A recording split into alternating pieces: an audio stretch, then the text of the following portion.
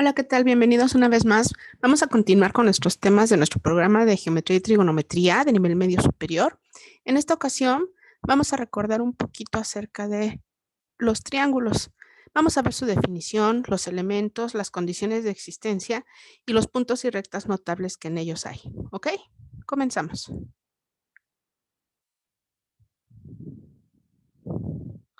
Los triángulos son polígonos que se forman con tres puntos no alineados en el plano, ¿ok?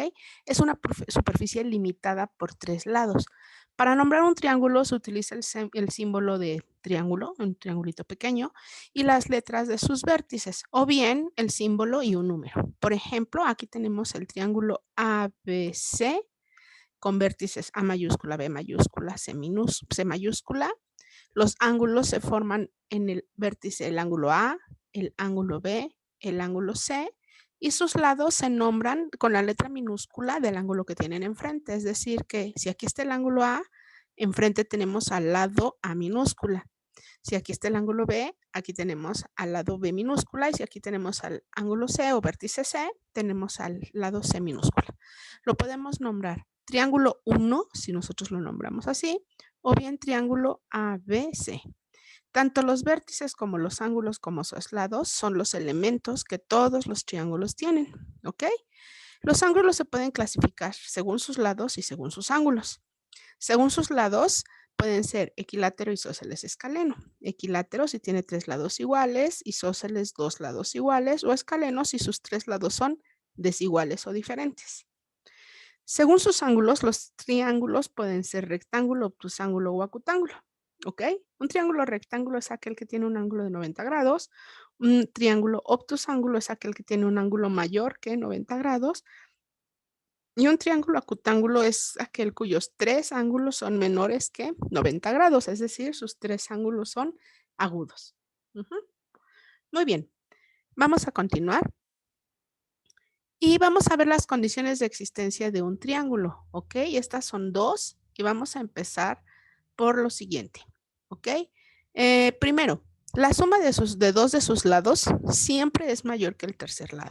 Por ejemplo, si nosotros queremos construir un triángulo que mida 5 centímetros, 6 centímetros y 3 centímetros respectivamente, tomamos el lado de mayor, por ejemplo, como base, abrimos nuestro compás a 5 centímetros, trazamos un arco, abrimos nuestro compás a 3 centímetros, trazamos otro arco. Donde se crucen los arcos, ahí será el otro vértice, ya tengo un triángulo de 6, 5, 3. Vemos que gráficamente sí existe su construcción. Vamos a verificarlo. Si nosotros sumamos el lado de 5 más 3 nos dan 8 y 8 es mayor que 6, que es el tercer lado. Si sumo 5 y 6 me dan 11 y 11 es mayor que 3, que es el tercer lado. Y si yo sumo 3 más 6 me dan 9 y 9 es mayor que 5, que es el tercer lado. Por lo tanto, verificamos que realmente ese triángulo existe. Ahora bien, si nosotros quisiéramos construir un triángulo de 8, 3 y 4 centímetros respectivamente, si nosotros tomamos el lado mayor de 8 centímetros como base, abrimos nuestro compás a 3 centímetros y a 4 centímetros y trazamos los arcos, vemos que estos arcos nunca se juntan. ¿Qué quiere decir? Que esta construcción es imposible o que el triángulo no existe. Vamos a verificar si sumamos 8 y 3 son 11 y 11 sí es mayor que 4. 8 y 4 son 12 y 12 es mayor que 3. Pero al sumar los lados 4 y 3 me dan 7 y 7 es menor que 8, que es el tercer lado. Por lo tanto, este triángulo no existe. ¿Ok? Muy bien. La otra condición de existencia de un triángulo es que la suma de los ángulos interiores siempre debe ser igual a 180 grados. Por ejemplo, si les piden construir un triángulo de 45 grados, 4 centímetros y 140 grados, construimos primero la base de 4 centímetros, abrimos nuestro transportador a 45 grados, en el otro vértice nuestro transportador a 140 grados y nos damos cuenta que estos dos rectas o estas dos líneas nunca se van a cruzar, es decir, no existe. ¿Por qué? Si sumamos 140 más 45 nos dan 185 grados y aquí ya con estos dos ángulos ya es mayor que 180 grados. Por lo tanto, este triángulo no existe. En cambio, si me dicen que construyo un triángulo que mida un ángulo de 50 grados, uno de 60 y uno de 70, en cada uno de los vértices vamos a colocar nuestro transportador, vamos a construir los ángulos que nos indican y nos damos cuenta que realmente se cruzan en un punto estas dos líneas, es decir, que sí se forma un triángulo. Y lo verificamos, si sumamos 70 más 60 son 130 más 50, 180 grados. Es decir, que este triángulo sí existe. ¿Ok? Vamos a continuar y vamos a ver las propiedades que tienen, algunas de las propiedades que tienen los triángulos. Por ejemplo, un ángulo externo, que es el que se forma con la prolongación de un lado y su lado consecutivo, siempre es igual a la suma de los ángulos opuestos internos no adyacentes. ¿Qué quiere decir? Si tengo mi triángulo cuyos ángulos son 110, 40 y 30, los opuestos no adyacentes de 110 son 40 y 30. Si yo los sumo me dan 70. Quiere decir que este ángulo exterior mide 70 grados. Y si es cierto, 70 más 110 me dan 180 grados. Para el ángulo de 40 grados, sus opuestos internos no adyacentes son 110 y 30. Si sumo 110 más 30 me dan 140 y verifico que 140 más 40 son 180. Es decir, que este otro ángulo exterior mide 140 grados. Finalmente, para el ángulo de 30, sus opuestos no adyacentes son 110 más 40 son 150. Si yo sumo 150 más 30 me dan 180 y se forma esta línea horizontal. Quiere decir que el otro ángulo exterior mide 150 grados y se verifica. ¿Ok? Otra propiedad que tenemos es que en todo triángulo la suma de los ángulos exteriores siempre es igual a 360 grados. Podemos verificarlo con este mismo triángulo que tenemos ejemplo. Si yo sumo 150 más 140 me dan 290 grados. 290 más 70 me dan 360 grados y se verifica esta propiedad. ¿Ok? Otra propiedad que debemos recordar siempre al hacer ejercicios es que cada ángulo de un triángulo equilátero mide 60 grados. Recuerden que equilátero tiene sus tres lados y sus tres ángulos iguales, por lo tanto cada uno mide 60 grados. ¿Ok?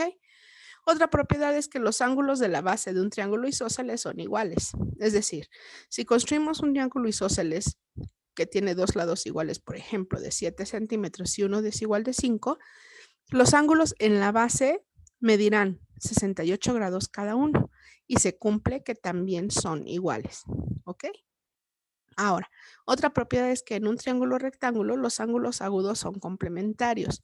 Vamos a construir nuestro triángulo rectángulo, es aquel que tiene un ángulo de 90 grados, lo nombro el vértice A, después construyo el vértice B, el vértice C, me doy cuenta que estos dos ángulos B y C son agudos, ambos son agudos, y que a la hora de sumarlos siempre me dan 90 grados, es decir, que son complementarios. ¿Por qué? Porque estos dos sumados me dan 90, más 90 del ángulo recto, se cumplen los 180 interiores de cada triángulo. ¿Ok? Muy bien. Una última propiedad de los triángulos nos dice que cada uno de los ángulos agudos de un triángulo rectángulo isósceles mide lo mismo que el otro, es decir, siempre 45 grados. Recordemos que para que un triángulo rectángulo sea isósceles, sus dos catetos miden lo mismo. Aquí está el ángulo de 90. Si sus dos catetos miden lo mismo, se forma un triángulo rectángulo isósceles en los que los ángulos agudos B y C son iguales y cada uno, el ángulo B mide 45 y el ángulo C mide 45. Esto solo se cumple cuando el triángulo es rectángulo isósceles. ¿Ok? Muy bien. Ahora vamos a ver algunos puntos y rectas notables que existen en todos los triángulos. La primera recta notable se llama mediana. La mediana es el segmento que va desde el vértice hasta el punto medio del lado opuesto. El punto donde se cruzan las tres medianas se llama baricentro. También es conocido como el centro de gravedad del triángulo. ¿Ok? Si nosotros observamos en ese triángulo rectángulo, vamos a trazar una recta que vaya de cada vértice al punto medio del lado opuesto. Cada una de esas rectas notables se llaman medianas y se juntan en un punto.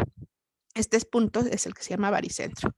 Lo mismo ocurre en un triángulo obtusángulo. Trazamos de un vértice al punto medio de cada uno de los lados y vemos que se cruzan en el baricentro. Y para un triángulo acutángulo ocurre lo mismo. De un vértice al punto medio de su lado opuesto, trazamos las tres medianas y el punto donde se cruzan será el baricentro del triángulo. ¿Ok? Otra recta notable es la mediatriz. La mediatriz de un segmento es la perpendicular a dicho segmento por su punto medio. Su punto donde se cortan las tres mediatrices se llama circuncentro y es el centro de la circunferencia que estará circunscrita al triángulo.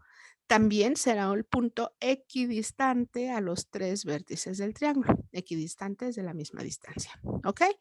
Si nosotros trazamos un triángulo rectángulo y a cada uno de sus lados le trazamos la mediatriz, es decir, ubicamos los puntos medios y lanzamos perpendiculares, nos damos cuenta que se cruzan en un punto. Este punto es el circuncentro. Si nosotros abrimos nuestro compás del circuncentro a cualquier vértice del triángulo, podemos trazar una circunferencia que tocará externamente al triángulo, es decir, una circunferencia circunscrita. Lo mismo ocurre en un triángulo acutángulo. A cada lado ubicamos su punto medio, trazamos perpendiculares y se cruzan en el circuncentro. Con nuestro compás verificamos y podemos trazar una circunferencia circunscrita. Para un triángulo obtusángulo ocurre lo mismo. Punto medio de cada lado, lanzamos perpendiculares a cada lado que pasen por ese punto medio y aquí tenemos el circuncentro. Este circuncentro del triángulo obtusángulo, a la hora que abrimos nuestro compás a cada vértice, podemos trazar la circunferencia circunscrita. ¿Ok? Ahora bien, otra recta notable de un triángulo es la altura. La altura es la recta perpendicular a un lado o a su prolongación por el que pasa por el vértice opuesto. ¿Ok? El punto de corte o de cruce de las tres alturas se llama ortocentro. En un triángulo rectángulo, el ortocentro está justo en el vértice de los dos catetos. En un triángulo obtusángulo nos damos cuenta que el ortocentro está fuera del triángulo. Recuerden que es la recta que va perpendicular a un lado o a su prolongación y que pasa por el vértice opuesto. En este caso aquí encontramos el ortocentro. En un triángulo acutángulo el ortocentro está dentro del triángulo y se ubica igual trazando la recta perpendicular a cada lado y que pase por el vértice opuesto. ¿Ok? Por último, la bisectriz de un ángulo es la recta o el segmento de recta que corta al ángulo o que divide al ángulo en dos partes iguales. También es el lugar geométrico de los puntos que equidistan de los lados del triángulo. Y es el punto donde se cruzan las tres bisectrices, se llamará incentro y será el centro de la circunferencia inscrita dentro del triángulo. Inscrita quiere decir que queda dentro y que toca al triángulo en un punto en cada uno de sus lados. La forma de construir una circunferencia inscrita será trazando las bisectrices, es decir, dividir cada ángulo a la mitad, y donde se cruzan esas tres bisectrices será el incentro. ¿Qué quiere decir? Que si yo coloco mi compás en el incentro y lo abro a cualquier medida, a cualquier lado, del triángulo, podré construir una circunferencia circunscrita que lo toca al triángulo en un punto en cada uno de sus lados. ¿Ok? Entonces, la bisectriz es otra recta notable que nos dará como punto de intersección el incentro y así podemos construir una circunferencia inscrita dentro del triángulo. Muy bien. Finalmente, tenemos que aprender que el baricentro, el circuncentro y el ortocentro de cualquier triángulo están siempre alineados. Aquí observamos dónde está el ortocentro, que es donde se cortan las tres alturas, el baricentro, que es el donde se cortan las tres medianas, y el circuncentro, que es en donde se cruzan las tres bisectrices. Si nosotros trazamos esta recta amarilla que pasa por esos tres puntos, nos damos cuenta que están alineados. Y esa recta que pasa por dichos puntos se llama recta de Euler. Esta característica se cumple en todos los triángulos, no importa su tamaño, ni sus medidas de sus lados, ni las medidas de sus ángulos. Siempre el ortocentro, el baricentro y el circuncentro estarán alineados y sobre ellos pasará una recta llamada recta de Euler. ¿Ok? Muy bien, pues hasta aquí toda la información relativa a los triángulos. Espero que haya quedado claro el tema, que este video sea de su utilidad. Una vez más, gracias por verme, denle like, suscríbanse y si tienen alguna duda, déjenme en la caja de comentarios y con gusto, si es posible, la atenderé. Gracias por verme y hasta la próxima.